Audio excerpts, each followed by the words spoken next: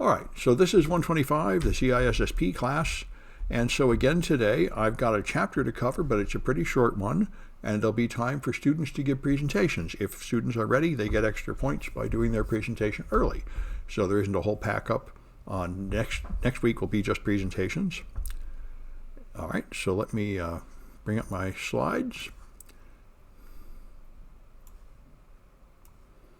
All right. I see a strange box up there. There we are. All right. So, security assessment and testing. So to measure the assessment is testing your systems to see if they are up to meeting your security policy. So testing your access control, one typical thing people do is pay for a penetration test. A group of people attack you as if they were a real attacker, obeying certain rules of engagement. So you say, don't go to this system, don't bring this down, certain rules.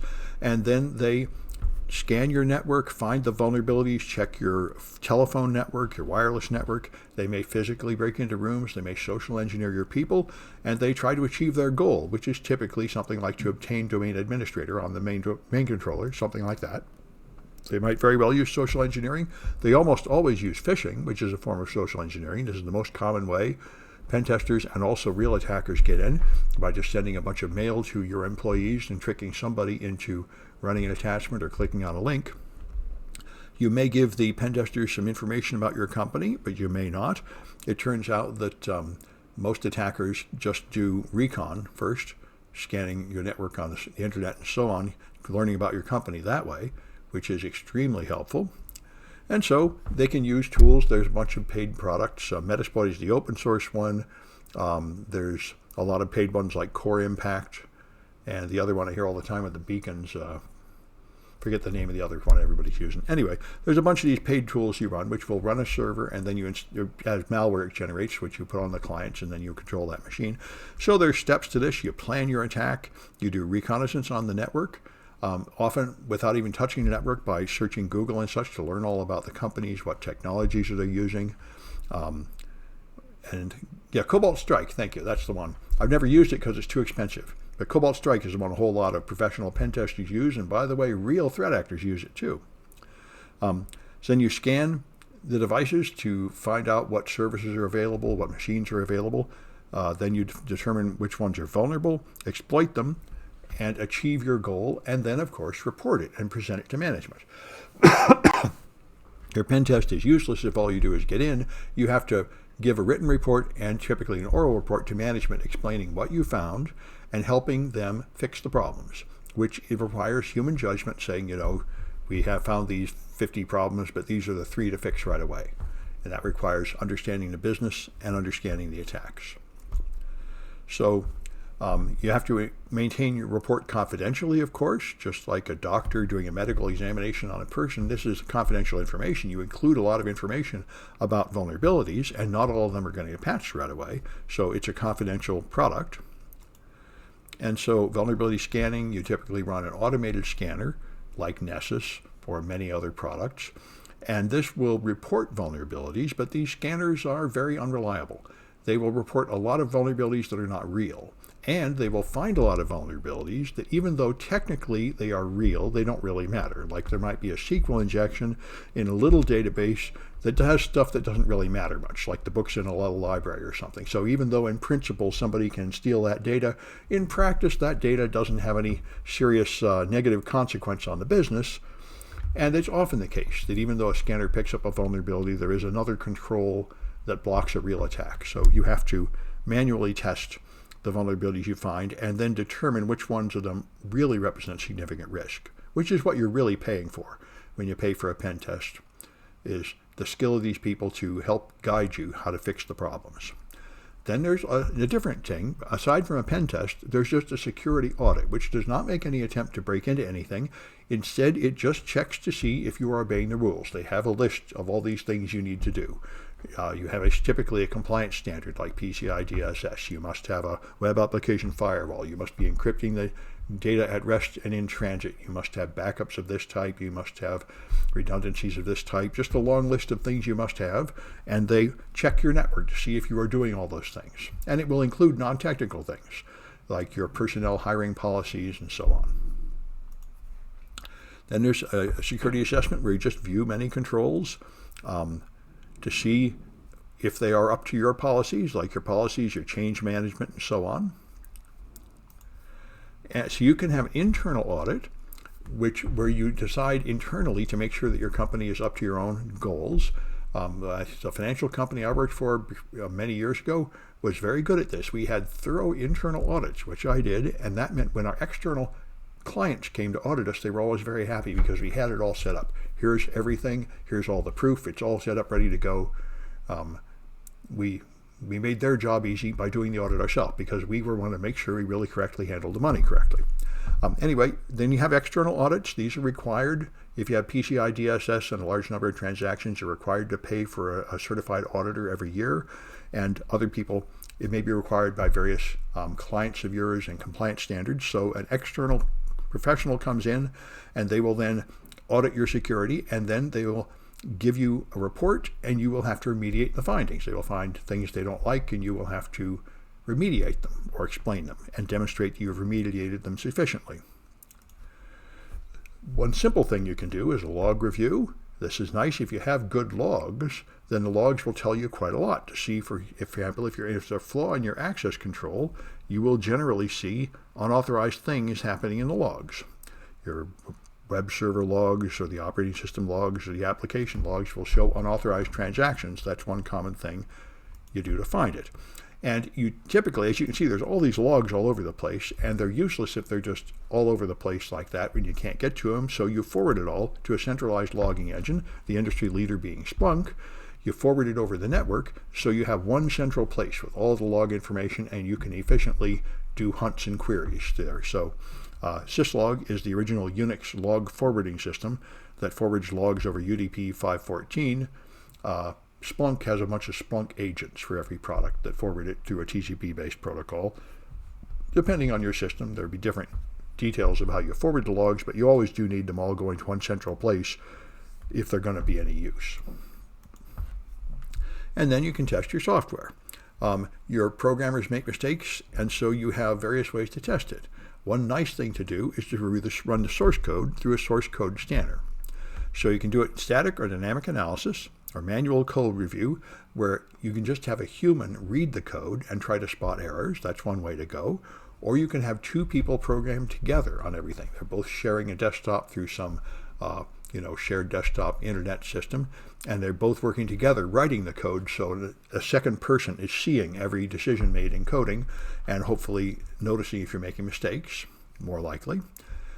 Static testing is testing with the code not running, so you review the source code, often by running it with automated scanners. One of the old original ones is Lint.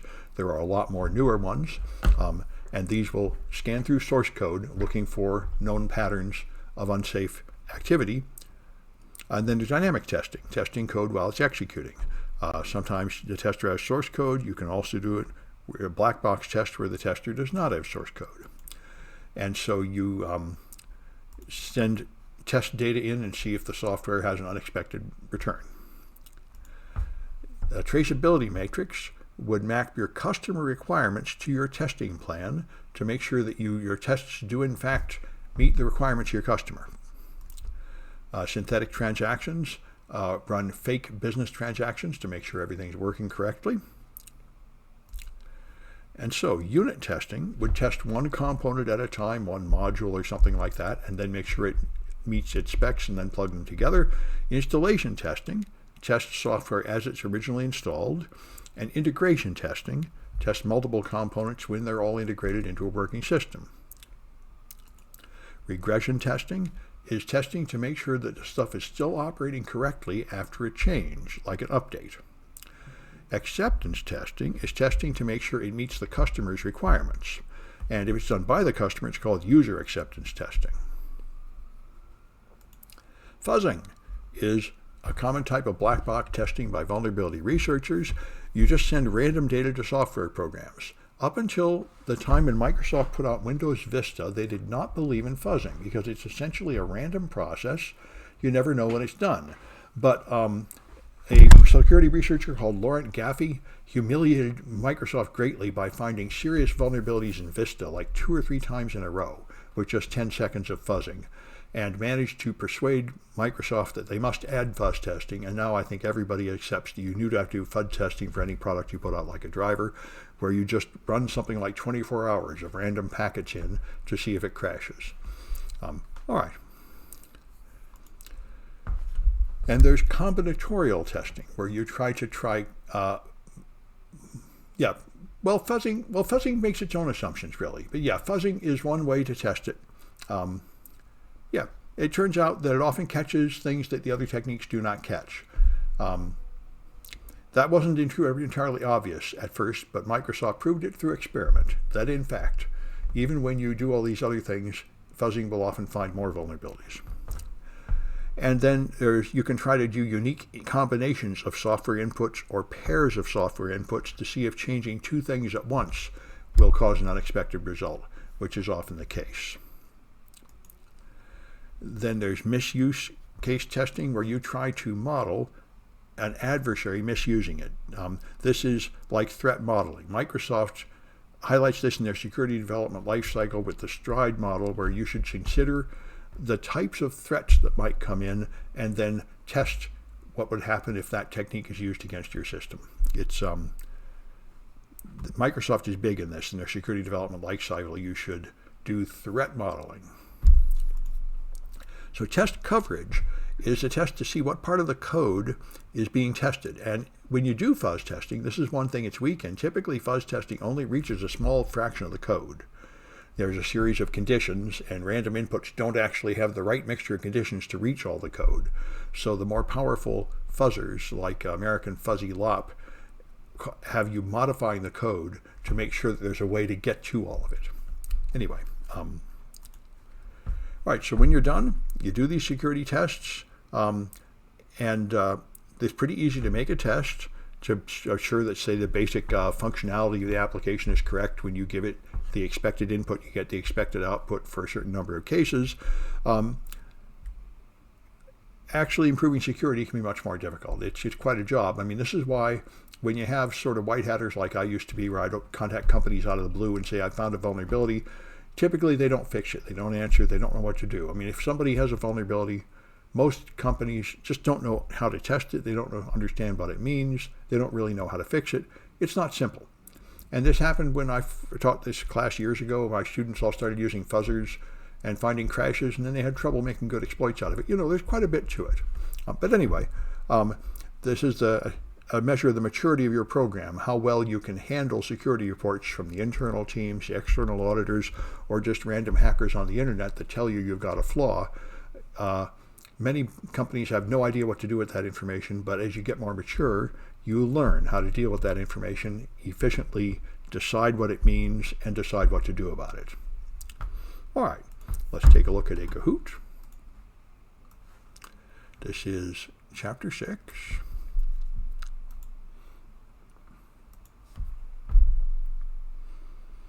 125, Chapter 6. Okay.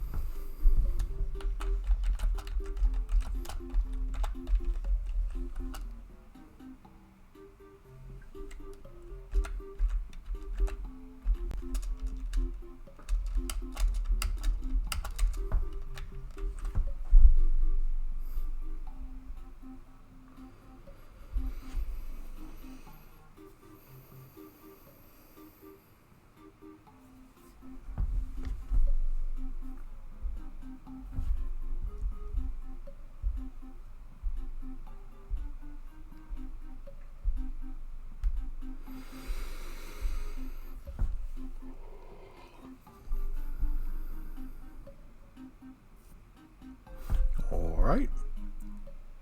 Maybe that's all we're getting. Oh, I'll wait a bit.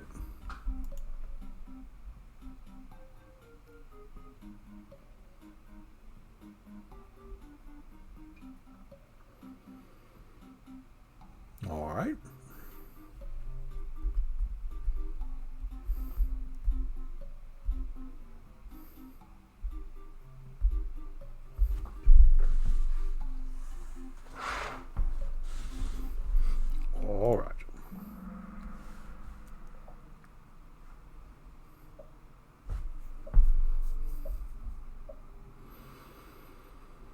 All right, so which one of these would ensure HIPAA compliance?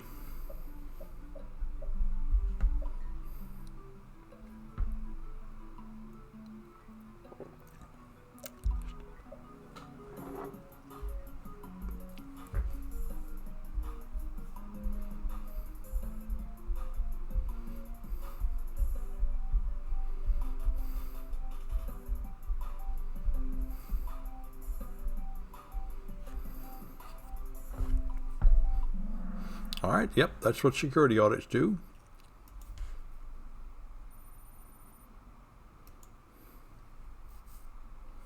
All right, what goes on UDP 514?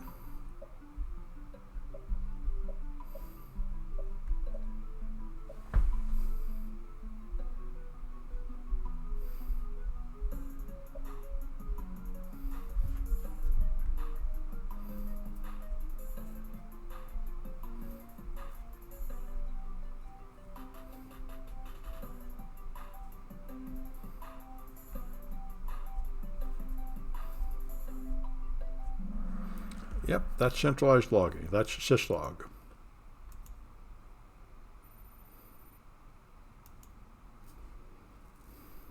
All right, after you update software, what should you do?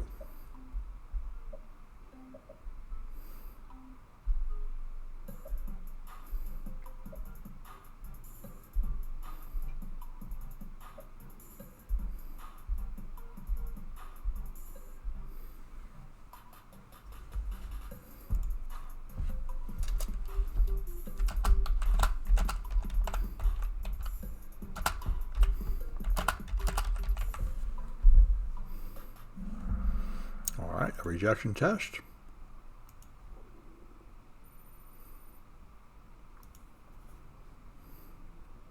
All right, so what does Microsoft highlight in their security process, Security Development Lifecycle?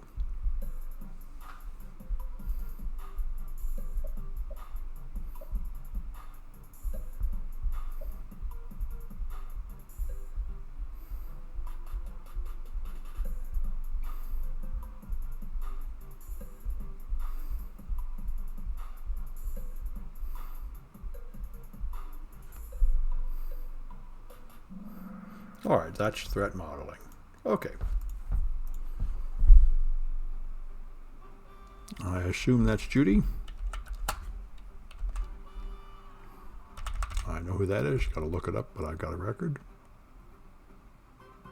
All right.